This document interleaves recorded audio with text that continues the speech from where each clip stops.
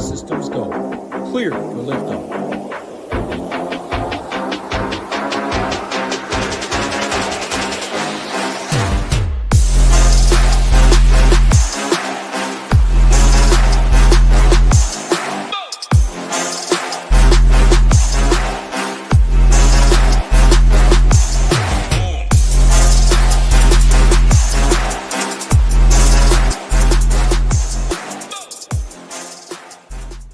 Welcome on in, golf fans. It's your boy GS Luke here with our live stream for this week's golf tournament. Gonna get you guys ready for all of your Byron Nelson lineups with any of your questions that you have down there in the live chat. A little weather report, some ownership up there towards the top end of the board, and of course, gonna build a lineup or two together to give you guys an idea of the thought process when I'm actually clicking names. But hopefully, this week is treating you guys nicely. I know maybe a new face over here on Wednesday, but with PGA 75, taking some time to focus on the health a little bit. Wanted to make sure that all of you guys over here also had the content for your lineup. So gonna hit me with any questions. Feel free to go ahead and do so down there in the chat. Already got Jay Ramos down there, MN Holla as well. Welcome on in, guys. Hopefully you're having a fantastic day. You got Metro down there. Says lots of rain today, for sure. We'll talk about that here in a bit. You got Rin down there, big EVR fan. Hey, I gotta say I'm a fan of him myself this week. Wins a lot. And then also Kevin down there as well. I said, let the Shalhoub be with me. And yeah, dude, I saw he took down like 300 plus K yesterday. If I could have half the luck of what he had there,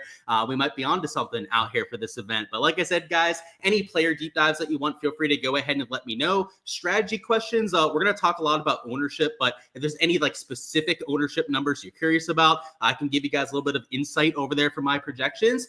Just feel free to go ahead and let me know. But we're going to start it off with a look at the weather, which is usually a good starting point for main slate. And I think it's one where you can really look at either direction out there for a weather edge. So let's look at tomorrow first, this HRRR forecast, which if we were only looking at tomorrow's forecast, right, and trying to pick one wave or the other, you would probably lean towards the AM side. And I would say that because the winds are a lot lower for the first half of the day. In fact, right about noon, maybe 1 p.m. local time, the winds go from 4 or 5 miles an hour sustained up to about double that in that 10 to even 14, 13 mile an hour range. So, doubling, even tripling in intensity there past midday. If that is truly the case, and, these weather forecasts aren't always exactly accurate, but if it does get a little bit windier as the day goes on, I would expect it to be maybe a half a stroke difference to the morning wave there. But remember, right, this is only one of the first two rounds. So, for Showdown tomorrow, I might lean on some of the earlier starters. I'm not a huge fan of playing round one Showdown. I don't typically do so myself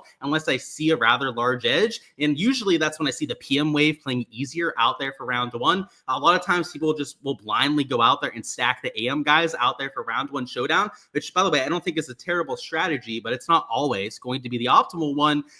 But tomorrow, if I was going to go out there and throw a few lineups in for my exposure, it'd probably be 5 or even 6 guys out there from that side. But what we have to look at is over here on Friday, which for the HRRR forecast hasn't completely loaded in yet, but you can see over there, they're calling for quite a bit of wind over there on Friday morning. So if the morning wave tomorrow gets a slight advantage, right, they might get an even bigger advantage over there on Friday, right, assuming that there's no sort of delays. Now, what we're going to go through a few other models here is that you're going to see that there's a good chance that we have some storms over there on Friday. And if it happens during play, we get thunderstorms that are coming through, that could lead to delays. And of course, if you just have some strong rain and wind that is coming through the area, like what you have in this forecast right there, it could be significantly harder to play at that time of the day. So I think that there's a chance on Fridays that we're going to get some sort of delay. You can see this NEM model has most of the weather in that morning wave there. So though in theory, right, if they had to play through this wind and the rain, it would be like a double whammy advantage out there towards the AM PM guys. But what happens if there's a delay, right? If there's a delay over here on Friday,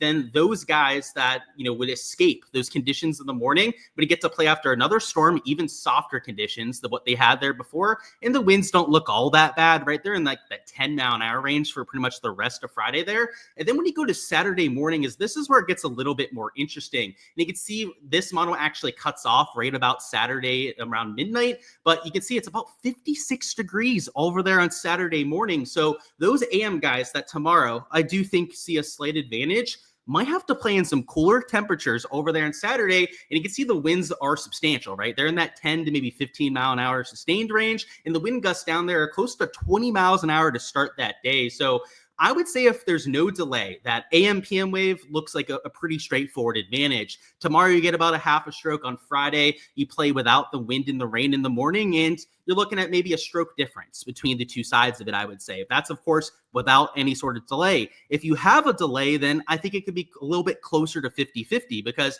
if you have those guys finishing up from the AM PM wave over there on Saturday morning, I'm not so sure that this is going to be an advantageous set of conditions. So as of right now, I don't have a definitive lean on the weather. It's Texas. These forecasts by the time we get to Friday, Saturday could completely change from what they look like right now. So I personally am taking about 10% of my lineups in either direction and full stacking them 6-0. So I have 10% of my player pool that is only guys going off in the morning, 10% doing the same exact thing over there with PM wave only players. And then the other 80% of the lineups of my 150 max, so a vast majority of them, right, are not playing any sort of a weather edge. So that's what I see out there this week. I don't think it's anything definitive, but when you're in the state of Texas, you always want to be looking at the weather rather closely. And hey, if you're on the East Coast over here, you can wake up before lock and adjust over there tomorrow morning. And I don't think that's the worst idea either, because this HRRR forecast, which isn't completely loaded in over here for Friday, you're going to have that if you take a look at it tomorrow morning, because all this afternoon is going to be loaded in, and then the data that they have here for Friday is going to be a little bit more reliable than what it is currently. And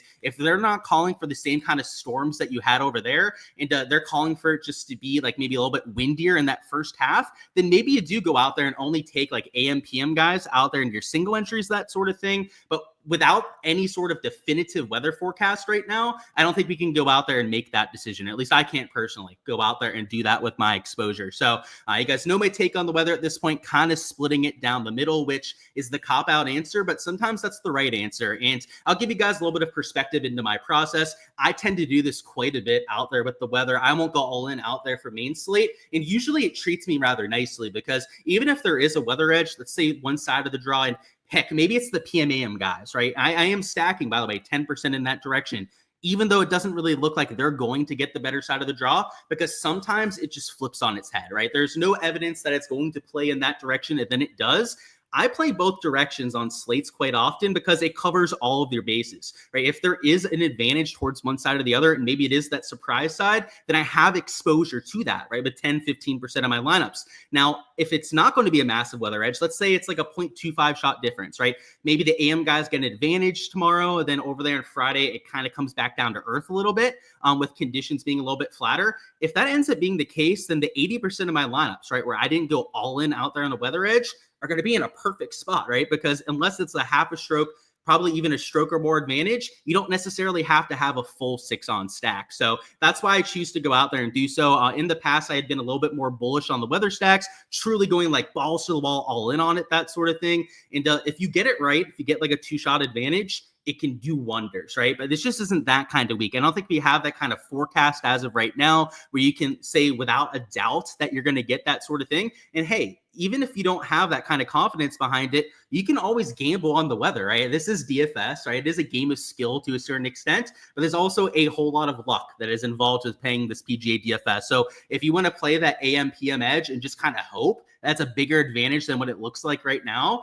then that's a perfectly fine take to go out there and use as well. But with the strategy that I use, it's kind of a little bit of a self-hedge, right? If I'm right on the weather edge, it's great to go out there and have it. And then at the same time, more often than not, you don't need to have a full 6-on stack. So it's just, it gives you a little bit more peace of mind, in my opinion, especially if you're 150 max player. Now, if you're only entering a few single entries, maybe you're like a 20 max player, that kind of thing, where you don't have a whole 150 lineup player pool or lineup pool to go out there and manage, then maybe it's easier to be a little bit more bullish, a little bit more brash, bold out there with these kind of weather edges. But especially as a 150 maxer, it's just something that I've learned over the years. So obviously, check the weather reports tomorrow morning.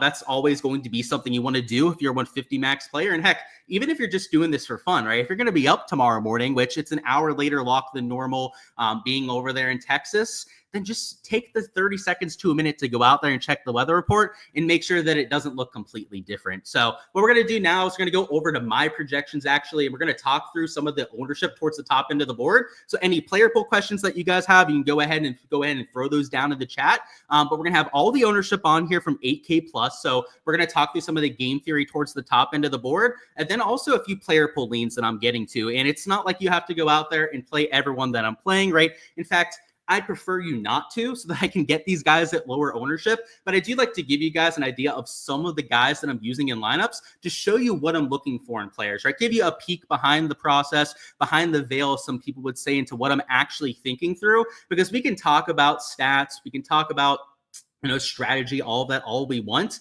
But I think it's a lot easier to comprehend it sometimes when I accompany it along with an example from this kind of slate. So feel free to hit me up with any of those questions that you've got. But I need to catch up on chat, see what's going on down there. Where we leave off, we got Brant down there. Welcome on in. You're looking for some low-owned sleepers. Well, we're going to talk through a few here, James. So make sure to check those out here in a few minutes. What's going on? Anthony said, thoughts on Beau Hossler? Seems like one of those random spots he could go off. I don't know if that's a reason to play somebody, right? Just like hoping it's a random spot that they play well. But if you're going to use him, Anthony, then use him in a large field GPP for some leverage. Like, you don't use that sort of play as a confident play just because it feels like a Beau Hossler spot. You would be using him as a way to differentiate yourself down towards the 7K range. So I don't want to give away too much about whether I'm using him or not, right? I've got my Patreon page. I've got my projections, my player pool for that, for people to go out there and check out. But if that's your take on him, and I've got to say, I tend to agree with the facts that he plays well at these wide open, more like putting centric sort of events, which is what you get with a birdie fest, like what we're going to get this week. I don't think it's the worst play in human history, but yeah, in your big single entry, your cash lineups, that kind of thing, you don't want to be playing these like guys that could go off, because I think you're right with that, right? Like, he could go off this week, but he could also suck and miss the cut and shoot +8. He's wildly inaccurate off the tee. He's a poor second shot player, not a good long iron player by any means. And that's kind of what you need around this golf course. So I guess I will say that I'm 90% sure I'm playing him this week. I don't have my spreadsheet up in front of me right now with my player pool, but he's a really ugly play, man. If you're playing him, it's for ownership purposes only. What's going on? He said, what's up, Luke? With my higher priced payups, are any of them in lineups with Scheffler? Yes. So I'm playing a bunch of Scheffler this week, as you guys can see there as a core play. I have a lot of guys in that 9, 10K range that I'm using along with him, but those lineups are super ugly down low. I'm talking at least 2 6K guys in those kind of lineups. No one from the 8K range, right? If you're spending up in that 9, 10K range, you're talking about there's 2 spend ups, 2 6K guys, and then probably 2 cheap 7K guys to round off that sort of lineup. I do have some lineups like that out there in my portfolio, but it's real ugly. Those are really GPP only builds for me. I would not do that in a single entry. It's giving up too much salary, too much opportunity cost, with like forcing you off the top end of the 7K range and 8K range. Because at least in terms of projection, if you're just looking at a point per dollar basis, like just looking at price efficiency over there on DraftKings, that range is significantly better than the 6K range. So that's the issue with like single entries, cash lineups doing that sort of thing, going Scheffler plus another spend up, is that you're getting yourself off of the most efficient plays on the slate. Now, those are just my projections. That's where I have the board. Other sites may disagree, right? For example, SHIPIT Nation, I haven't looked at their exact projections for this week, but they might be a little bit more bullish on some of the 6K guys than I am. That's why that kind of lineup is, you only do it in the large field GPPs, because you can get super low owned guys in the 6K range. I mean, I have guys in the 6K range this week. They're sub 2% owned, sub 1% owned out there in a few cases, and you're not going to get that in that 7K range. So it gives you a good way to differentiate yourself, get real low owned players into a lineup. But as I said, it's sub-ideal from the projection standpoint, at least based on what I'm running this week. Is this a Harry Hall spot? Well, we're actually going to talk about him here in a few minutes. So yeah, I think so myself. And a lot of it comes down to ownership there, but we'll talk about the course fit too. You're saying I agree with my take, Hossler's volatile, but you're feeling it? Yeah, man, if you're embracing the madness, then by all means, that's the exact kind of play that you do it with. And to go back to that, Anthony, there are a lot of guys that I think are volatile players. Hossler is good volatile, right? Like, he's boring a lot of times, but so are almost all tour players, right? Not a lot of tour players are consistently top 25. And if they are, they're a 10K range player in this sort of field. But when Beau Hossler plays well, it's like first round leader, right? He finishes top 10 sometimes out there on tour. There are other guys in that range, like Doug Gim, I think, perfect example of this sort of player.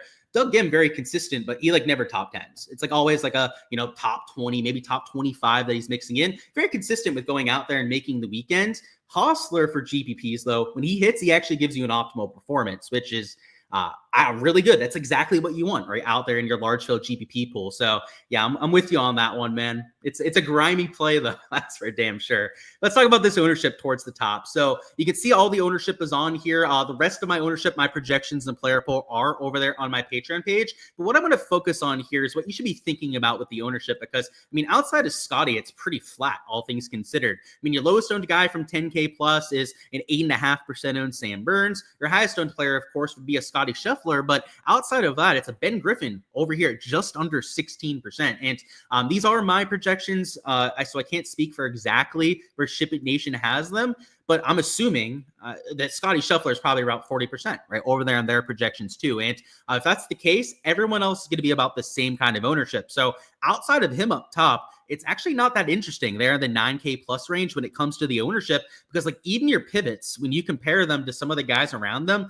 they aren't really pivots, right? Like if you take an 8% owned Sam Burns, as opposed to taking, let's say, like a 12% owned Jordan Spieth or Sun GM, it does nothing for your lineup. Like I know you may think it does a lot for your lineups by making those kind of pivots, but they don't, right? It's like the same thing as going from like a 6% owned player to like a 3.5% owned player. It really doesn't do that much for your lineups, right? But going from, let's say, a 25% owned player, right, down to an 8 to 10% owned player is a much, much bigger deal, right, than having these 20 to maybe 30% differences in terms of the ownership. And I don't mean in terms of raw number, I mean from a percentage basis, right? Out here from projection to projection, a 20 to 30% gap out there from projection to projection is not that large. So up top, I think you just play your guys. Like Scotty, I obviously am eating that chalk over there at 40%, and I'm going to have to differentiate elsewhere. But kind of like we were getting asked about before, right? Whether I was going to place Scotty plus another stud. Even if you don't force in another stud, even if you just use Scotty Scheffler, it forces you on to the bottom end of the board. And if you want to use Scotty plus anyone in the 8K plus range, like I have a bunch of lineups, for example, that start Scotty and then Jake Knapp as a second man. And Jake Knapp, especially after Will Zalatoris withdrew, he's one of my favorite 8K guys that we have on a week like this. Even those kind of lineups that start with him and then like a mid to low end 8K guy, you have to take 2 6K guys in that kind of lineup and then low 7K range players to go out there and round it off. So it's already kind of forcing you on to lower owned kind of build. Again, if you're starting with like these 10K guys and you're rounding off lineups with like that 7K range, it's usually, I know the ownership isn't on here, but it's usually like 4 to 7%. Like Jesper, he's not even chalk this week, right? We're going to talk him up as a player that I'm getting to. He's even 7% owned. So that's why lineup construction and how you're actually putting together your salary construction matters with your lineups, because it's not always like the ownership that you're taking up top that matters. This ownership is going to get offset in almost every case, right? Unless you're taking the chalk of the chalk in the 6K range or the chalk of the chalk towards the bottom end of the 7K range. As long as you're being somewhat reasonable down low, you're going to be able to offset that kind of ownership just based on who it's forcing you onto. So that's why I think these other guys up here, it's just kind of choose your players. Like if you really like Benny Ann, I saw him on a lot of betting cards this week, then play Benny Ann. He's like 14% owned. Sure, he's higher owned than Sam Burns, but are we just going to call Benny Ann like donkey chalk just because he's a little bit higher owned than Sam Burns? Like, I don't think that's fair, right, out there for a Benny Am this week. So, I know DGen75 isn't able to do his show this week, but I would imagine up top that he would call Ben Griffin maybe donkey chalk. I have to assume that the SHIPIT Nation guys also probably think he's going to be relatively high owned. And then obviously Scotty Scheffler, right? 40% ownership. We know what he would say out there on Scotty. But these other guys up here, I don't think you have to say that about. I think they'd all probably be either okay chalk out there for him, or maybe even like meh chalk, right? That yellow one that he has on there. But down here in this 8K range, it does get slightly more polarized. So while the 9K plus range is a little bit more spread out, you have a few guys here that are single digit owned. So for example, a Højgaard, a Cole, a Power have all got under 9% ownership there. We're gonna talk about Harry Hall here in a second. He's one of the players that I'll be getting to out there in my exposure. Like guys like Bridgman, Gerard, they're gonna be a little bit higher owned than their peers. But even the chalk in this range, I don't have getting too far out of hand. So in my opinion, it's the kind of game theory slate where up top, you just pick your guys. Like even if a Gerard or Bridgman is sneaking into your player pool at that kind of ownership, I don't think it's the end of the world. Now, full transparency on those two, I'm not playing either one, right? I'm not sold at 14, 15% on either of one of those kind of players. But even if they are in your player pool, you are sold, right, on those kind of players. It's not the end of the world. You're still going to have 3-4 other spots out there in your lineup to go out there and get that differentiation, which especially as we get below this 8K mark here, the ownership falls off like a rock. Like the middle to top end of the sevens, you're still going to have like 3, maybe 4% ownership on at least on like most players here. But like bottom end of the 7K range is where you start to find guys that are sub 5%, like a Castillo that we'll talk about, Cam Davis that you can mix in that looks like he's being a little bit overlooked this week, or even a pot guider down here at $6,800 that is only 2% owned that can really give you that differentiation that you're looking for. So let's go through some of those players here together now. So over in my preview on Monday, I had a few guys withdraw, so I wanted to go out there and kind of replace them out there for you guys. I had Rasmus Højgaard. He's the kind of player that I'm getting a lot more of now that Will Zalatoris withdrew. I was still playing Rasmus before that, so I still liked him to begin with. But he's a good long iron player, and he's starting to round into form. He had missed like 2-3 cuts in a row, close to the players.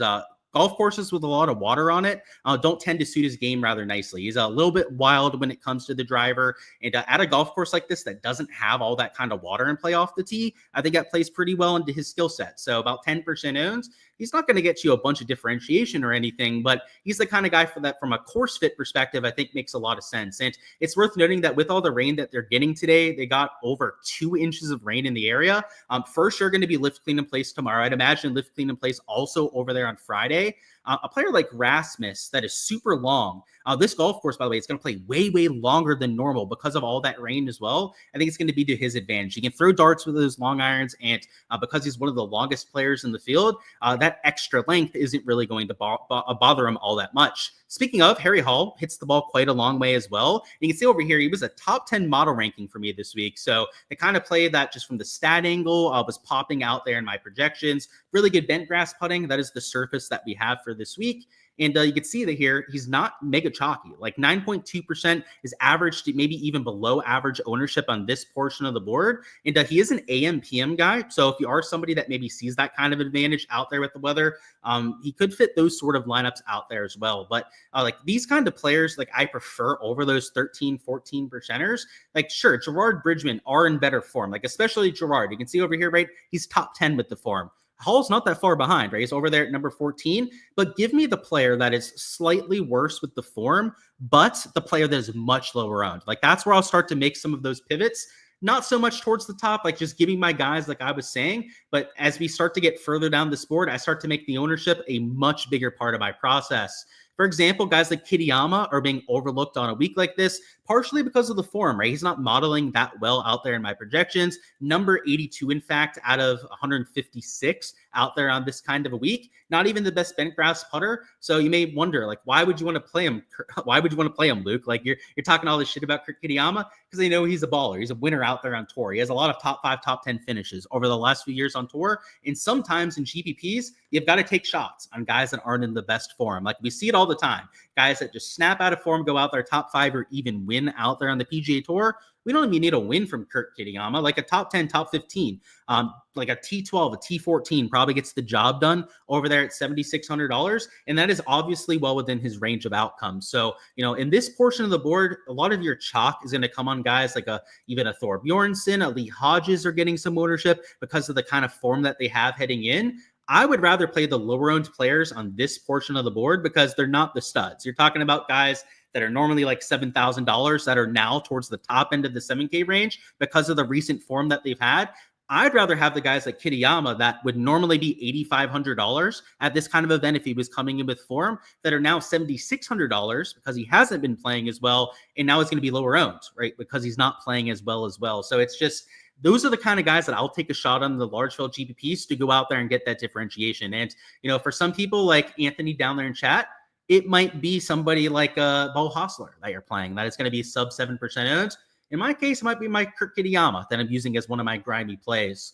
Off of a Gary Woodland, I'm deciding to get to a lot of Jesper Svensson this week. Kind of like Rasmus, I was already playing a lot of Jesper, so it's not like I went from 0 to like 25% out there on Svenny, but I went from about like 15% exposure to over 25% with having to get off of my Gary Woodland shares. So he's going to be one of my more leveraged plays on the slate. I honestly don't even know why I told you the exact percentage that I'm playing because it really has no upside for me to tell you that, only downside, me going out there and telling people the exact number. But yeah, really, really good bent grass putting numbers here. He's long off the tee, good long iron player. Also deals with issues with the water. So kind of like Rasmus, you saw that at the Cognizant, down in his back nine. He hit the water, I think 2 or 3 times out there on that back nine alone. You put him on a golf course where it's not as big of a deal, and I think that's a good thing out there for Jesper. So sub 10% ownership compared to higher ownership of some of the other guys around him. Like, for example, I've got Chan Kim at higher ownership.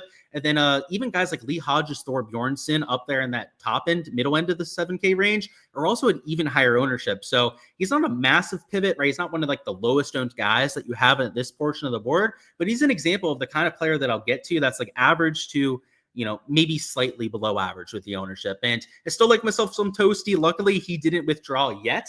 Fingers crossed. I'm knocking on wood because 2 of the 6 players I talked up on Monday have already withdrawn. So it feels like the WD bug is going around out there in my guys. But he's coming with some ownership. So I kind of knew that over there on Monday. So not every player I'm taking down low, right, is going to be a pivot. Like, for example, like even Jesper, like you couldn't really call him a pivot there at about 8%. Toasty's the same kind of thing. I'm using him despite him getting some sort of ownership because he models well. He's one of my best projecting plays out there on the slate. And I include him on here to give you guys some perspective. And yeah, I'm going to have some guys that might be a little bit more popular than I'm liking, but I'm going to be pairing them up with lower owned guys out there in the rest of my lineup. So maybe we'll show you that. Maybe we'll use Toasty out there in the lineup that we build together.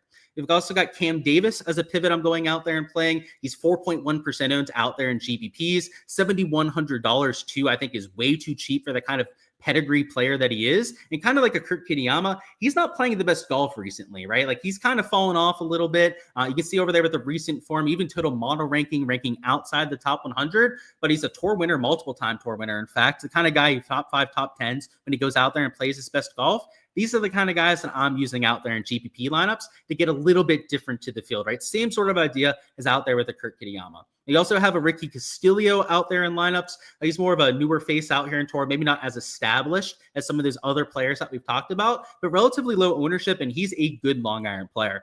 We saw that at the Cognizant. That's why I played him that week, and he ended up having his best week ever out there on tour. His first real spike week was out there. A few weeks later, right, we kept riding the Castillo train. He went out there and nearly won a golf tournament. So he's fallen off a bit. So that's why he's not nearly as expensive as what he was like a month and a half ago. He's also not nearly as popular as what he was a month and a half ago. And I think a lot of people will kind of forget that about these players, right? They're the hot commodity out there for a week or two out there on tour. And then 2 weeks later, and it's not even like he's played terribly, right? He hasn't. He's number 45 in the field over his last 12 measured rounds. He's gaining strokes to the field over that kind of sample size. So that's not trash the guy completely, but because he hasn't been absolutely lighting it up, now he's not 10% owned, and now he's not like $8,000 out there on this kind of slate. So in my opinion, it's the perfect kind of buy low spot on that sort of player. And again, it's not the names that really matter so much over here in these kind of videos, is I want to be much more process based, right? I'm trying to give you guys these players the kind of idea of why I'm getting to them so that you can incorporate some of those nuggets out there in your own process. And Max McGreevy, another slightly lower owned guy that I'm getting to, that was also a part of my Monday live stream. So let's hope he doesn't get the WD bug over there either, but sub 5% owned. And the recent forms, like the last 12 measured rounds, are actually really poor for Max. Outside of his last like one start out there on tour, he's number 128 when it comes to that category. So leaving a lot to be desired over there. But Max McGreevy at the same time is also the player that over the last 24 round sample size, so you zoom out a little bit more, you give him a little bit more of a leash to work with, and he's gaining a stroke per round over there in the ball striking category. So he's the sort of player that I'm actively looking to get over the field on. He's a very good ball striker when he's playing his best golf. And though the last 12 round sample, so I will show you guys what that looks like, maybe hasn't been his best, right? He's losing in 3 of the 4 categories.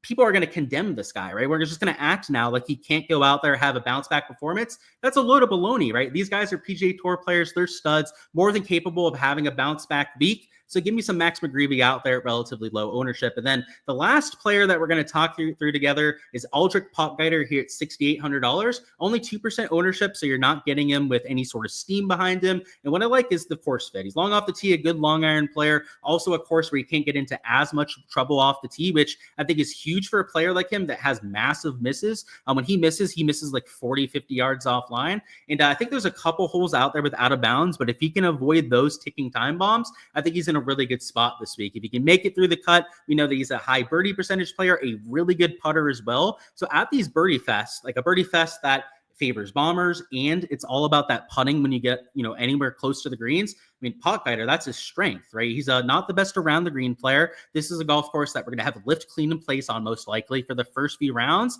That is a huge advantage out there for somebody like Aldrich that is really struggles around the green, right? He can give himself a perfect lie. He can go out there and spin it off of the surface and isn't going to have nearly as much trouble going out there when he inevitably misses a few greens over those first few rounds. So those are the kind of players that I'm actively getting to. Once again, I like to throw this disclaimer out there a whole bunch. Doesn't mean that you have to go out there and use them yourselves. It's more so I like to go through them to give you an idea of that process. As I was mentioning, though, these are my projections, my player poll, not indicative of the SHIPIT Nation site. So I can't speak completely for what they say over there, but you can find these completely uncensored over there on my Patreon page. So check it out if you guys haven't already, and go over any last second questions about players. If not, we're going to go through some strategy stuff down below.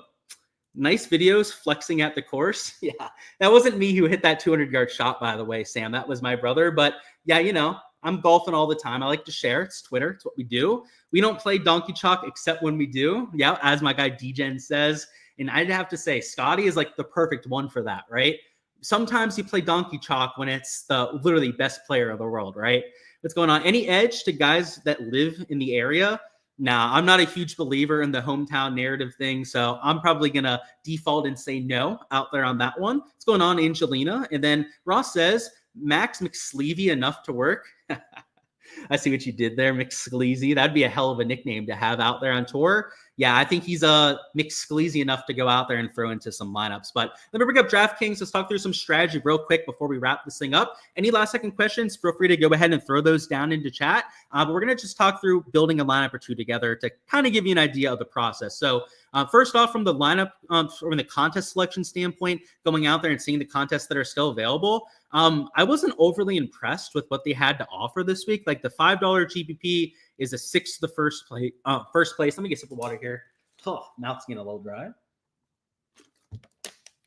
Excuse me. But yeah, 6th to first place. It's a little bit too top heavy for my liking. Like I'd rather it be a 7th, maybe an 8th to first place in most cases. But I did max enter it, as you can see over there. So, still going out there and getting my usual kind of exposure. But yeah, I wasn't overly impressed with what they had to offer. Now this 555 is a little bit less top heavy than normal. It is a 5th over there to first place. I mean, it's still not ideal, right? I was talking shit about a 6th to the first over there with the big $5, but it's better than normal with the payout structure. So maybe not the biggest contest that we've ever seen over here in DraftKings, but there's still some doable stuff. Like this is a $250 4 max. They use this for showdown a lot of times, but they have that over there for the main slate now. They've got your single entries, like the $100 single entry, this $30K single entry, which I haven't entered my single entries quite yet. There's a good chance that I'm going to put something into there, probably this $30K $100 over there as well. Go out there and round off some of my exposure. But it's your typical main slate week, I'd say. Like it's not that much bigger for sure than what we're used to seeing out there, but it's not that much worse either than what we're used to seeing out here on tour either. So it's, smaller event, CJ Cup Byron Nelson. Can't really blame DraftKings for kind of sizing down the contest. But when we get into the majors here in a few weeks, PGA Championship, that's obviously not going to be the case. But let's talk through a lineup here together. So this is going to be for the large field GPP. This is going to be for the large $5 GPP that I'm entering this week, where I've got to go out there and beat like 30,000 to 40,000 other entries. In those sort of contests, you've got to be a lot more bold about the leverage that you're getting to, which is why up top, even if you're using a Scotty Shuffler, and even if you're not using a Scotty Shuffler, right? We talked about the lineup construction before, where you've got to really start to think about getting different down low. It's not these guys up top that are really going to matter here. So we're just going to throw in a Scotty. My second man in, I'm going to throw in a Jake Knapp. I already told you guys that I'm going to have quite a few lineups that start with those two. And you can see what I was talking about before, because that puts us down here at $7,000. Now that we're down at $7,000 remaining per lineup, that forces us to take some low-owned players, which I think is a blessing in disguise. In fact, I would rather almost be forced down here to the 6K range and force myself to get a little bit uncomfortable. So we're going to throw in a Svenny at slightly lower ownership. We're going to throw in, let's go up here to like 69. Let's throw in McGreevy there at $6,900. That puts us at $7,300 for our last few spots. In the 7K range, this is really the last spot where we've got to be careful with the ownership. I mean, hell, with those 6K range guys that we played, we could pretty much take whoever the hell we wanted to, right? I mean, they're all going to be relatively low owned at that portion of the board. Maybe 1-2 exceptions over there in that 6K range. This portion of the board, right, we have to be a lot more careful about what we're doing with our ownership. So while it might be nice to go out there and want to play Lee Hodges, I've got him getting some steam this week. That's why guys like Kurt Kitayama were key pieces of my player pool and the kind of guys I'm using to get different with. And for your last man in here, especially if you're in one of those bigger GPPs, you probably do want to be thinking about the ownership a little bit. But unless you're taking some mega chalky guy here and just looking at the 7K players, I guess Gotterup's got some ownership behind him. Same thing with Hayden Springer. I've got him as those two, I should say, the highest owned over there at $7,000. You take anyone but those two and you're totally fine over there in any GPP that you enter. But if you really want to be sure that you're going to be okay with your leverage and not duplicating yourself with other lineups, leave $100, $200 on the table. And, sometimes when we think about leaving salary on the table, some people are thinking about leaving like $500 to $1,000. You don't have to be that wild about it. We've seen breakdowns of the fields before out there with how they use their salary. It's like 99.7% of lineups. That the last time I saw it was 99.7% of lineups exactly used within $300 of the maximum. So they used at least $49,700 out there per lineup. If you leave $400 on the table, that's 0.3% of lineups that go out there and do that sort of thing. And even if you're only leaving like $200 on the table, it was like 1.5% of lineups that went out there and did that sort of thing. You're instantly cutting your dupe percentage or your dupe chance just drastically lower. I'm talking like 20, 30x lower out there by just doing that alone. So that's why you shouldn't be afraid to go out there and leave a little bit of salary on the table. And that doesn't have to be with this kind of player. Like let's take McGreevy out here. And just for shits and gigs, I'm going to throw in a Fishburne there at $7,000. It could be with your 6K guy. You could go, you know what? I'm going to drop down here to a pot guider and leave $100 on the table. I'm going to drop down here and take a Carson Young at $6,700, right? And maybe leave $200 on the table. You can do that out there as well to go out there and add some differentiation. Now, if you were in a single entry contest where you didn't have to think about the ownership as much, maybe you can afford to take a slightly chalkier guy here. So I know I mentioned Lee Hodges, right? Getting a little bit more ownership than some of the other players. If you're in a single entry, then you could probably afford to go out there and do so. In fact, you don't even have to be as cute with your last man in. If you wanted to play a Gotterup, maybe a Springer that's a little bit more popular over there at $7,000.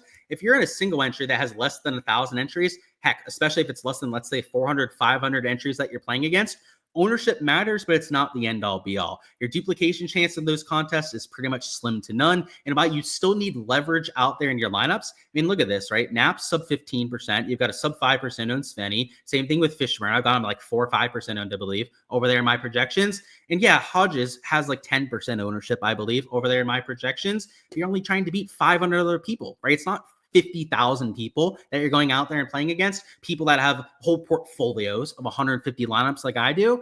It's one lineup against other people that also only have one lineup to work with. So that's why you can be a little bit more lenient with the ownership, because you're not trying to do nearly as hard of a thing, right? Beating 50,000 other entries, you've got to have the absolute nuts. It's a very difficult thing to go out there and do so. And when you win, you want to finish in the top 5. A lot of those kind of contests, single entries, you don't have to have the absolute nuts to go out there and top 5 or win. And min cashing means a lot more in a single entry sort of contest. So that's why my strategy kind of changes out there from the kind of contest that I'm entering. But that's all I've got over here for the main slate stream this week. So we're going to have the round 2 through 4 showdown streams over here on the channel as well. So make sure you subscribe so you guys don't miss any of that over here on this weekend. And of course, we're going to have the prop live stream actually in 20 minutes over there on my YouTube channel, going through all the underdog and prize pick stuff over there for tomorrow's action, as well as all the betting stuff over there on the sports book. So that would be with like matchups, any outright bets you guys want to talk over there for specific players, that sort of thing. That's what we're going to be doing over there on my YouTube channel. So that, of course, is GSLukeDFS. You can find me on YouTube at that sort of handle. Also over there on Twitter/X, you can find me there as well. And yeah, like I said, 8 p.m. Eastern time, we'll be going through the prop side over there on underdog and prize picks, wrapping up that side of things. And that's how we're going to be structuring them, just like we do out there for rounds 2 through 4. We're going to have the DFS section, the fantasy stream over here on this channel. Make sure that everyone knows you can come here for all the fantasy advice. And then for all the prop and betting stuff, right, we're going to do that on a separate channel. So that, and I had people like for years complaining, like, and I get the complaining, like I would be annoyed by it too. They had to like sit through 40 minutes of DFS stuff just to get like the prop stuff at the end. Like, let's just make it easier out there for the community, right? If you want to get the prop stuff, you tune into the prop live stream. You want to tune into the fantasy live stream, you tune in over here. And hey, you care about both aspects, right? You can just tune into both live streams and do it that way. So I'll see if there's any last second comments to go out there and comment on. But if not, best of luck with all the exposure that you guys are getting to. I hope to see you guys out there towards the top of some of those GPPs. And of course, make sure you smash the like button over here for the Ship It Nation crew so we can get this video out there to even more people. But we'd leave off, said never played golf here, but love betting it. You got to say, man, if you like betting on it, you would love playing golf. It's, I got to say, I'm a huge DFS guy. I do it for a living. I do videos all the time. You guys know I love it, right? Over here with you guys on the live stream.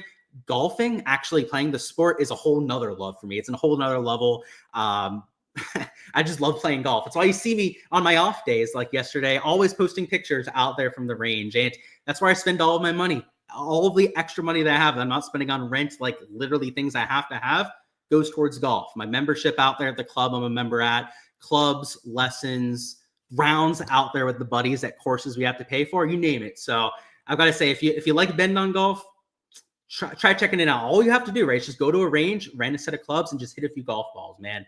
It's a heck of fun. That's how I got started. When I was a little kid, I played a lot of baseball, other sports, that sort of thing. I just went to the range out there with my dad. He had a set of clubs that were way too big for me and my brother, but we'd take one out on the range and just smash clubs, smash drivers, smash 3-woods, just watch the ball go. And luckily for us, the range was on top of a massive hill. It's like an 80-yard drop from the top of the bottom of the hill. So we hit some long golf shots, even though we were like 8 years old. So try it out for sure, man. It's a lot of fun. He said, is Rico Hoey in play for this week? He's long off the tee. Just worry about the putting. Is he in play, Anthony? Yes. I don't want to say much more than that, though, right? I've got that on my Patreon page for a reason on whether I'm playing him or not. But yeah, it's just like the other long guys like Erasmus, Jesper, that kind of thing. It's a big hitter's ballpark. So definitely in play this week. But that's all I've got, guys. I appreciate you guys stopping by, showing all the love as you guys always do. And if you guys are there for the prop live stream later, see you guys a little bit later on.